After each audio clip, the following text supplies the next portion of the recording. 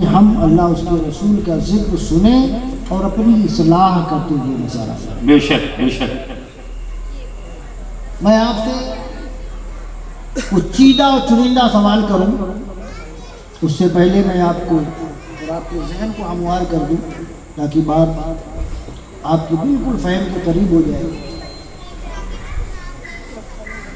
دنیا کا کوئی بھی کام، بے شک بے شک، کوئی بھی کام ہو دنیا میں،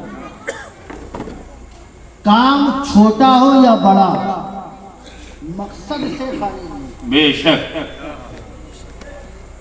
بہت غور سے سنیے گا، بڑی لطیف بات میں آپ کے سامنے بیان کر رہا ہوں۔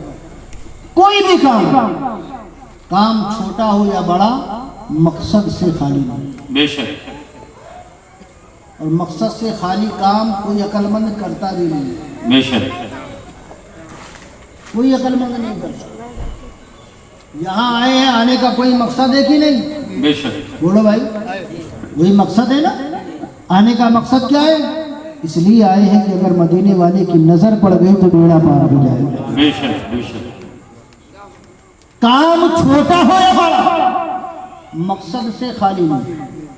اور کوئی عقل مند بے مقصد کوئی کام کرتا بھی نہیں۔ یہ تو پاگل مجنون دیوانوں کا کام ہے، راہ میں چل رہے تھے، پتھر اٹھایا، کسی کے سر پہ مار دیا، کسی کی گاڑی کے گلاس پہ مار دیا، کسی کے آنگن میں مار دیا، کسی کے سر پہ مار دیا، کوئی مقصد نہیں۔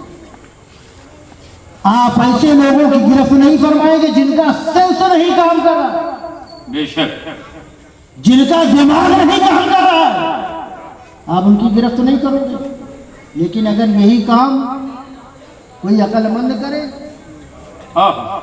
پتھر اٹھا کے کوئی عقل مند کسی کے سر پہ مار دے، کسی کی گاڑی پہ مار دے، کسی کے آنگن میں پھینک دے، تو پھر کوئی آدمی سے جانے نہیں دے۔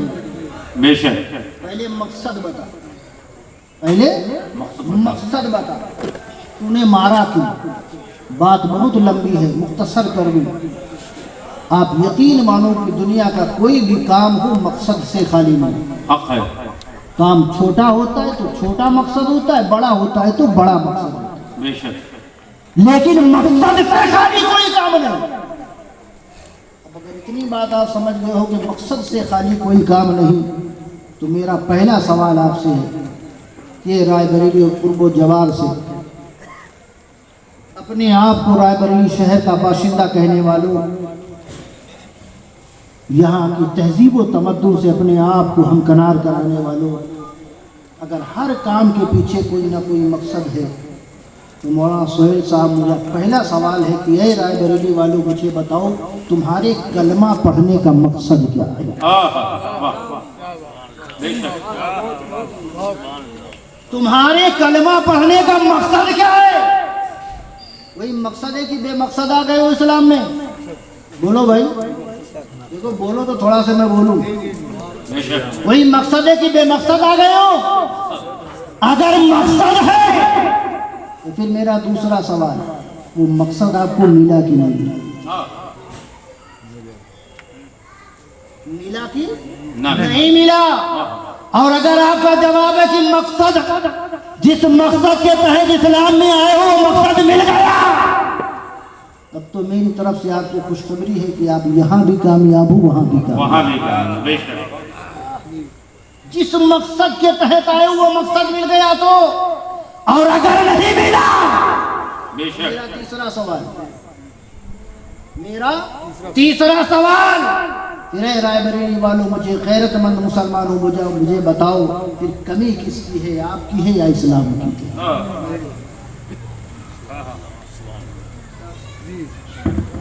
ایڈ رکھو بھائی۔ محبت میں جھوم جا رہا۔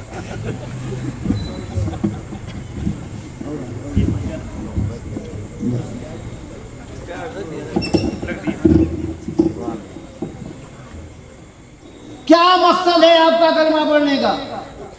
وہی مقصد ہے کہ نہیں؟ بولو بھائی، کیا یہی مقصد ہے کہ اچھے مکان بنا لو؟ یہ مقصد ہے کہ اچھی سوسائٹی اپنی بنا لو؟ یہ مقصد ہے کہ اپنا بہترین گھر بنا لو؟ یہ مقصد ہے کہ گاڑیوں پہ گاڑیاں خرید لو؟ اگر یہ مقصد ہے تو پھر میں آپ کو کہوں گا اگر دولت ہی آپ کا ٹارگیٹ تھا تو اسلام کے دامن میں آنے کی کوئی ضرورت نہیں تھی. دولت تو اسلام کے باہر نہ ہوتا ہے. دولت اسلام کے باہر ہو جائے.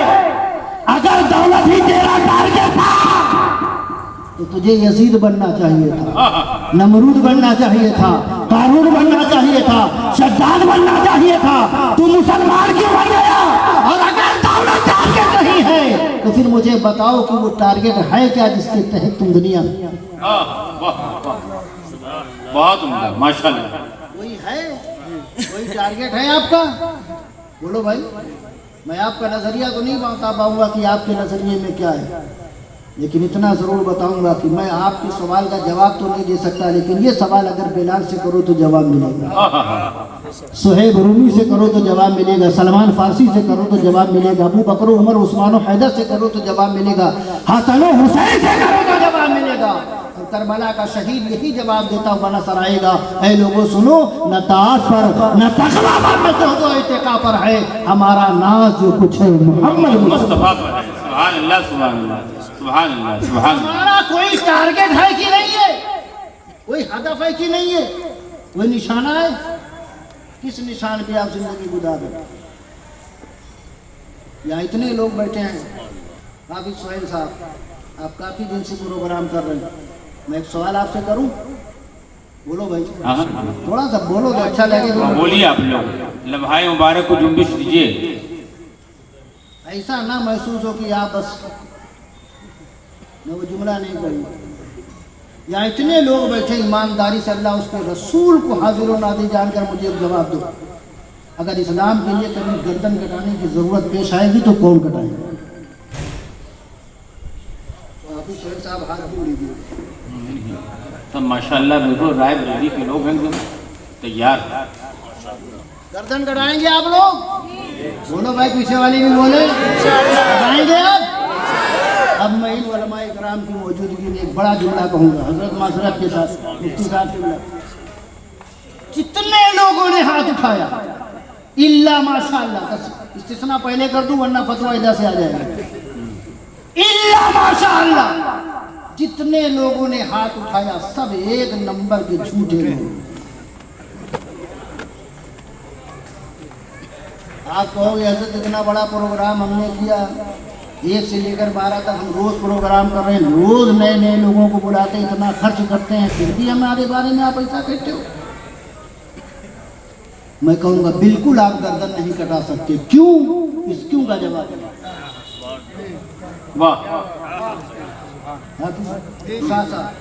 کیوں کٹا نہیں سکتے؟ وہ اس لیے کہ جو قوم اپنے نبی کے حکم کے مطابق, جو قوم اپنے نبی کے حکم کے مطابق مسجدوں میں گردن نہ جھکا سکے, جو قوم اپنے نبی کے حکم کے مطابق مسجدوں میں گردن نہ جھکا سکے, وہ قوم کسی میدان میں گردن کیا کٹائے گی؟ وہ قوم کسی میدان میں گردن کیا کٹائے گی؟ گردن کٹانا حسین کے ذمہ کارم پہ تھا, کربلا نے کٹا دیا, دنیا کو بتا دیا. کہ دنیا والوں سنو, اب اسلام کو کٹی ہوئی گردنوں کی ضرورت نہیں ہے, اب اسلام کو چھوڑی ہوئی گردنوں کی ضرورت ہے. بے شک, بے شک, بے شک, بے شک, رکو ہی گردنوں کی ضرورت ہے. بے شک, اسلام کو کٹی ہوئی گردنوں کی ضرورت نہیں ہے, اسلام کو جھکی ہوئی گردنوں کی ضرورت ہے. جو قوم نبی کے حکم کے مطابق مسجد جانے کو تیار نہ ہو, ویسی سچویشن کریٹ ہوگی تو گردن کون کٹائے گا؟ بے شک, بے شک. آج اللہ اکبر, یہ مصطفیٰ کی آمد کا مقدس مہینہ, ہر آدمی جسے دیکھو وہی بڑا بڑا علم, بڑا بڑا جھنڈا لیے. نماز ایک وقت کی نہیں پڑھیں گے, لیکن ہم سے بڑا سنی کوئی نہیں. نماز ایک وقت کی بھی نہیں, ہم سے بڑا مصطفیٰ جانے رحمت کا عاشقی کوئی نہیں. عشق صرف جھنڈوں میں تلاش کر رہے ہو, محبت رسول کی روش صرف علم میں تلاش رہے ہو. اگر جھنڈوں اور علم ہی کے ذریعے سے مصطفیٰ کو راضی کرنا مقصود ہوتا تو کربلا کا شہید کبھی گردن کربلا میں جا کے نہیں کٹاتا. بے شک. حسین کربلا آئے ہیں تو اپنا خاندان بچانے نہیں بلکہ نانا کا دین بچانے کربلا۔ بے شک بے شک۔ آج مسلمان نبی کا نام لیتا ہے، یہی قوم، یہ قوم مسلم مسجد کے لیے مر سکتی ہے، کٹ سکتی ہے، برباد ہو سکتی ہے، لیکن مسجد جا نہیں سکتی۔ ہاں ہاں جان دے دیں گے مسجد کے لیے لیکن فجر نہیں پڑیں گے۔ آقا کریم صلی اللہ تعالیٰ علیہ وآلہ وسلم کی مقدس حدیث سنو، میرے آقا ارشاد فرماتے ہیں الصلاۃ مفتاح الجنہ، سبحان اللہ، نماز جنت کی کنجی، بے شک نماز جنت کی کنجی ہے۔ اور ایک حدیث رسول میں آقا یوں ارشاد فرماتے ہیں المؤمن فی مسجد کالسمک فی الماء۔ سبحان اللہ، تصویر دیکھیے گا واہ، آقا نے فرمایا مومن مسجد میں ایسے ہوتا ہے جیسے مچھلی پانی میں ہوتی ہے۔ بے شک بے شک بے شک۔ مچھلی کہاں ہوتی ہے؟ پانی پانی میں ہوتی ہے، اور آپ جانتے ہو مچھلی کی زندگی ہی پانی ہے۔ بے شک۔ مچھلی کو پانی سے نکالو کتنی دیر زندہ رہے گی؟ رہے گی کچھ دیر زندہ، کچھ سانسیں لے گی، اس کے بعد دم ٹوٹ جائے گا۔ اور آج ہمارے اس حالت زار کو مدینے والے رسول نے بہت پہلے ہمیں دیکھا تھا۔ آج ہماری قوم جمعہ کے دن مسجد میں جاتی ہے، 2 رکعت نماز پڑھتی ہے، امام صاحب نے اگر خطبہ لمبا کر دیا تب ہمیں تکلیف، قرات لمبی ہو گئی تب تکلیف، دعا اگر طویل ہو گئی تب دقت ہے، بس شارٹ کٹ میں 2 رکعت نماز پڑھا کے دعا ختم کرتے ہیں۔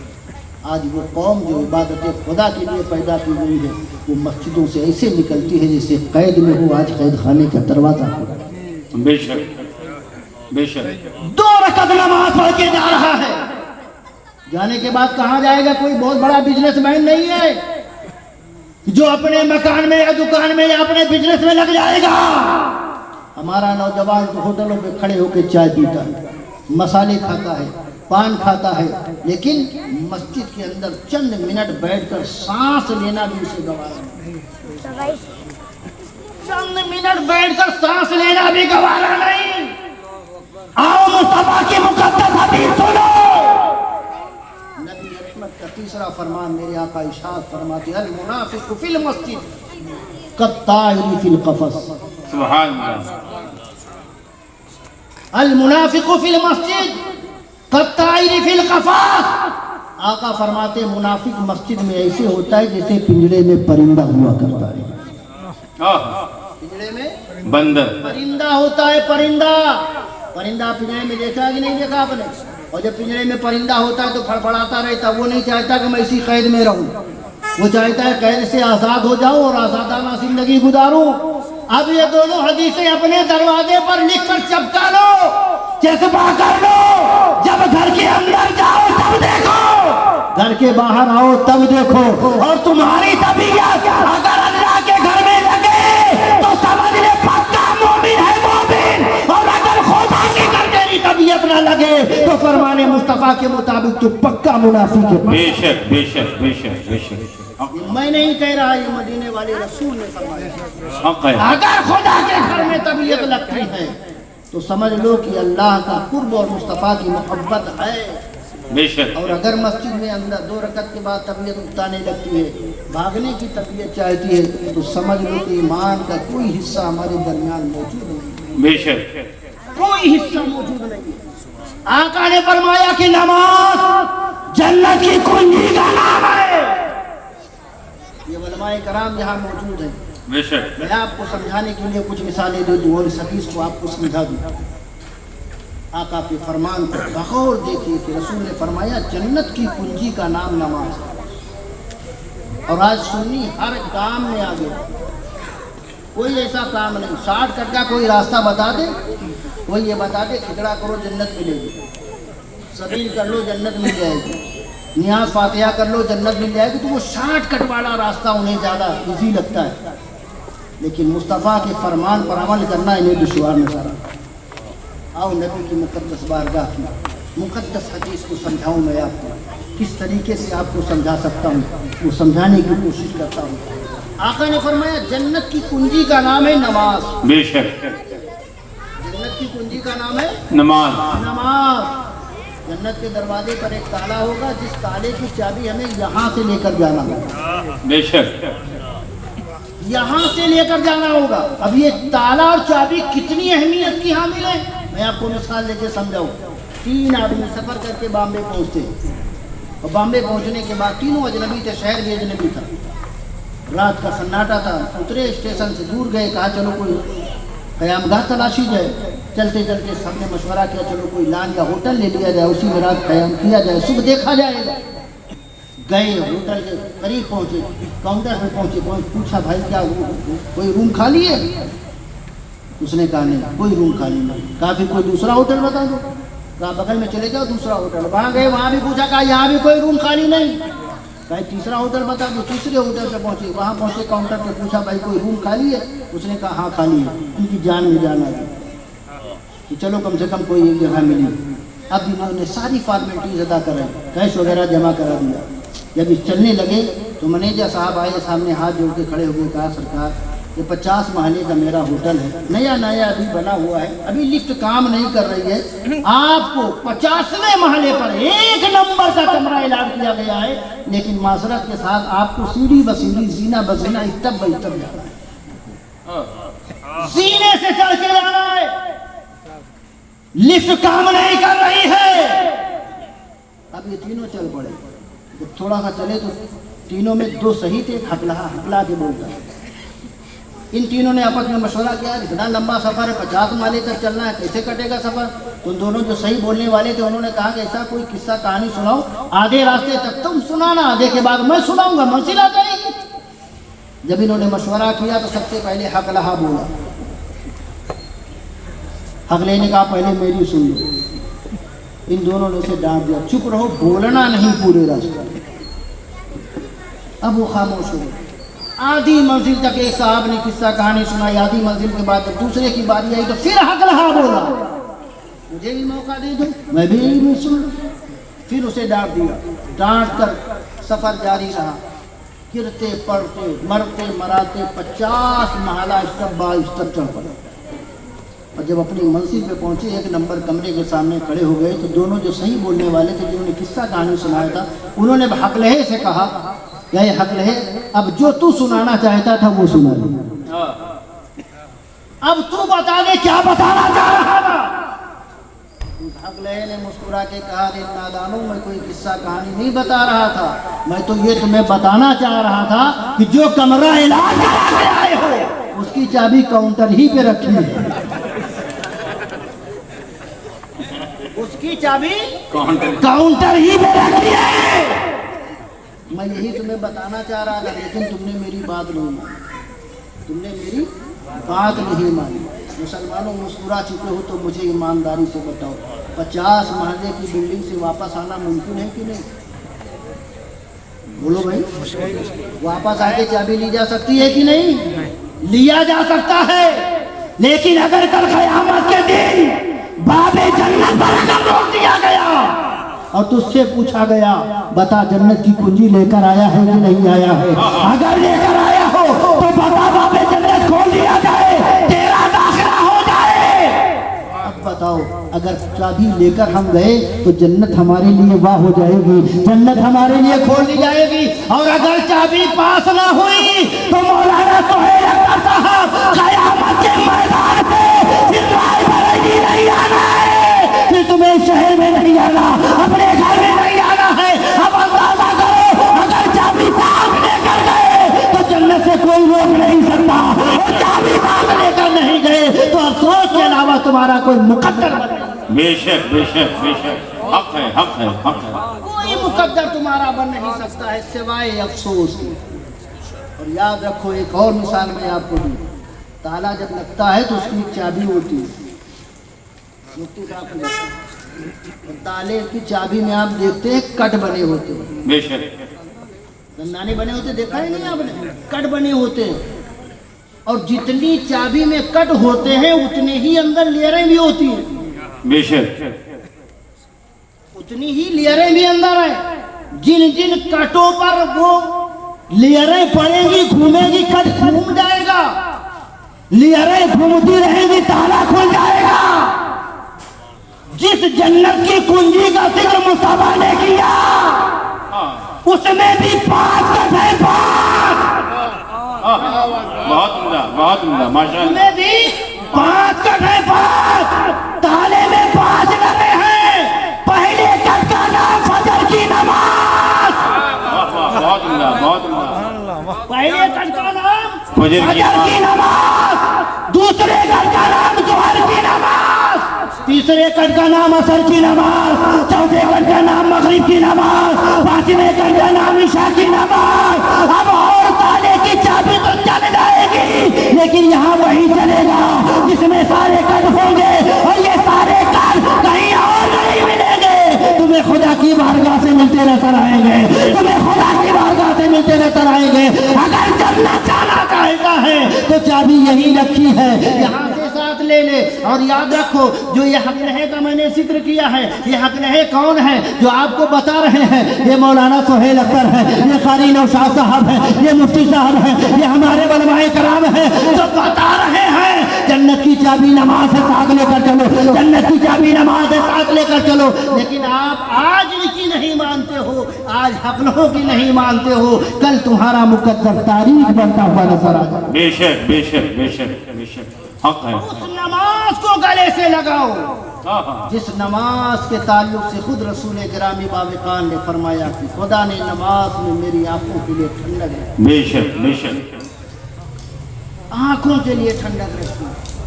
अल्लाह अकबर। आज का सुन्नी मुसलमान सुनना तो बहुत कुछ चाहता है, लेकिन सुनकर अमल नहीं करना चाहिए। बेशक सरकार गौसे आदम रज़ी अल्लाह ताला ने फरमाया कि अगर कोई बेनमाजी मर जाए, मुफ्ती साहब किबला से पूछो तो आपने फरमाया कि उसे मुसलमानों के कब्रिस्तान में दफन न करो। अल्लाह दफन न करो। और बेनमाजी अपने आप को आशिक़े रसूल बना रहा है, बेनमाजी अपने आप को जन्नत का हकदार मानकर बैठा है। और बेनमाजी किस हैसियत का इंसान होता है, और उमर की बारगाह में चला। बेशक उमर फारूक का ज़माना, मसनदे खिलाफत पर उमर फारूक जलवागर। बेशक एक बूढ़ी किस्मत की मारी माँ अपने मालिक का मीठा तेल हाथ में कटोरा लेकर मालिक के घर जा रही थी।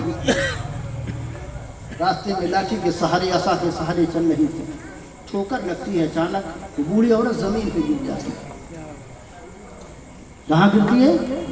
जमीन पे गिर जाती है। हाथ में तेल से भरा हुआ कटोरा था, वो भी जमीन पे गिर गया। जमीन की फितरत है, कोई भी सैलानी चीज आप डाल दो चूस लेती है। बेशक जमीन अपनी फितरत के मुताबिक उस सारे तेल को उसने जज्ब कर दिया। बेशक बूढ़ी औरत बड़ी गरीब थी, दोबारा तेल ले नहीं सकती थी। मालिक बड़ा कमीना था, बड़ा जालिम था। अब मालिक का जुल्म याद आने लगा, वहां बैठकर रोने लगी। कुछ मुखालिफिन उमर का गुजर हुआ, कहा बूढ़ी माँ क्यों रो रही है? पूरा वाकया बयान किया। तो लोगों ने मशवरा दिया, कहा उमर की बारगाह में चली जाओ, उमर से पूरी दास्तान बयान कर देना। उमर बैतुल माल से तुम्हें पैसा दे देंगे, बाजार जाना, मीठा तेल लेके मालिक के घर चले। बड़ा सिंपल सा रास्ता बता देना। वो औरत सुनती है, लाठी के सहारे से उमर फारूक की बारगाह में पहुंचती है। हज़रत उमर फारूक ने ऊपर से नीचे तक देखा, पूछा ज़ईफ़ा खुद से आई है या किसी ने तुझे भेजा है?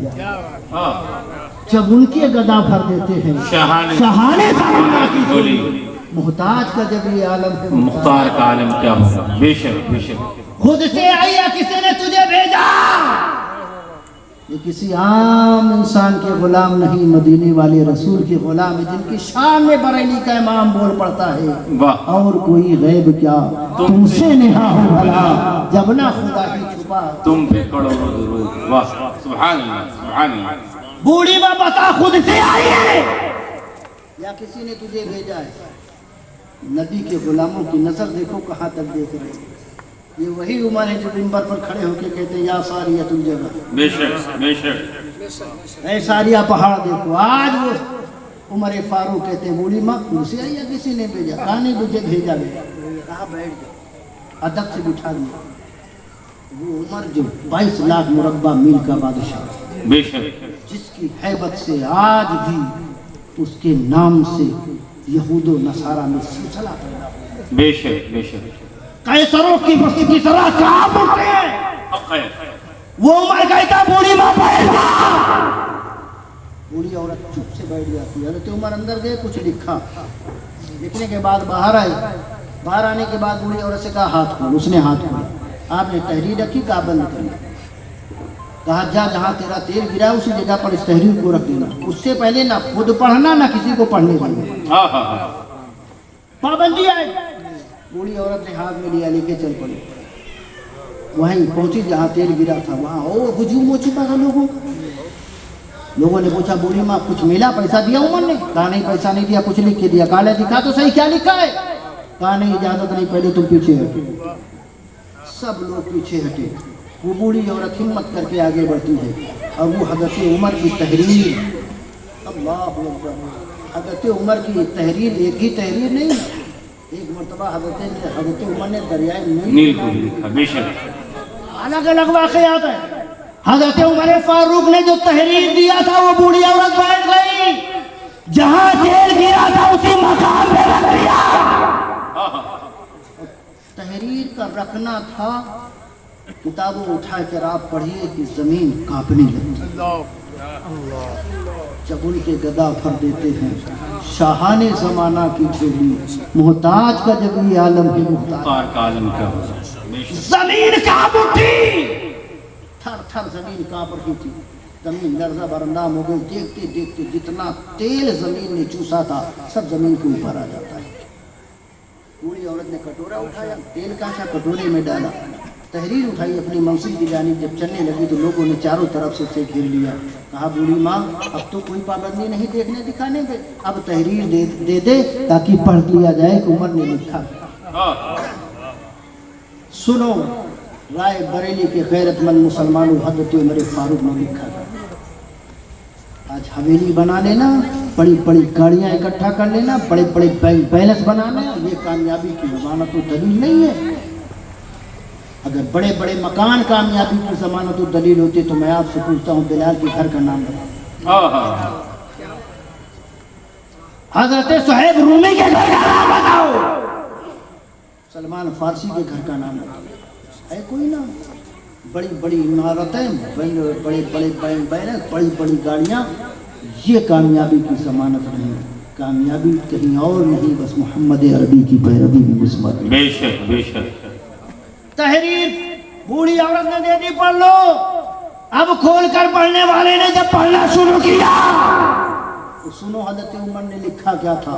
पढ़ने वाले ने जब पढ़ना शुरू किया तो हज़रत उमर ने लिखा था, ऐ बूढ़ी औरत, ऐ ज़मीन, इस बूढ़ी औरत का तेल वापस कर दो। उमर नहीं आए हैं, उमर ने सिर्फ पैगाम बसरिए खत बसरिए कागज भेजा।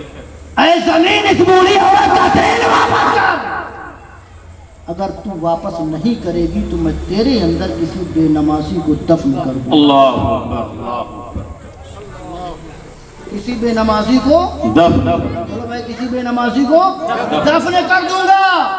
जमीन ने तेल वापस करके उमर के सवाल का जवाब दिया। यही उमर फारूक सुनो, तेल देना तो गवारा है, तेल देना तो गवारा है, बेनमाजी लेना गवारा नहीं। बेनमाजी को दफनाना गवारा नहीं। अरे मुसलमानों, अरे जब जमीन बेनमाजी को पसंद नहीं करती है तो मदीने का मकीन बेनमाजी को कैसे पसंद करेगा? आमिना का हाथ बेनमाजी को कैसे पसंद करेगा? अगर महबूबे बारगाहे रसूल बनना है तो तुम्हें उनकी आंखों की ठंडक का इंतजाम करना। बेशक बेशक बेशक। तुम्हें उनकी आंखों की ठंडक का इंतजाम। हक है हक है। ये जमीन जिस पर हम चलते हैं ये हमें पसंद नहीं करती। क्यों? इसलिए कि हम बेनमाजी हैं। अब आप बताओ, जब बेनमाजी को जमीन नहीं पसंद करती तो क्या क़यामत के दिन हमारा रसूल हमें पसंद फरमा लेगा? बेशक। बोलो भाई, हम तो वो करते चले जा रहे हैं जो शैतान को पसंद है, ख्वाहिश उसकी है। जो मुस्तफ़ा जाने रहमत को रब ने अता किया कि हम मरे, हजरत خواہش ہماری ہے کہ ہمیں نہلایا جائے، کفنایا جائے، خوشبو بسایا جائے، ادب سے قبر میں اتارا جائے، اور ادب سے فرشتے آئے کہیں حضرت چلیے جنت میں آپ کا استقبال ہے۔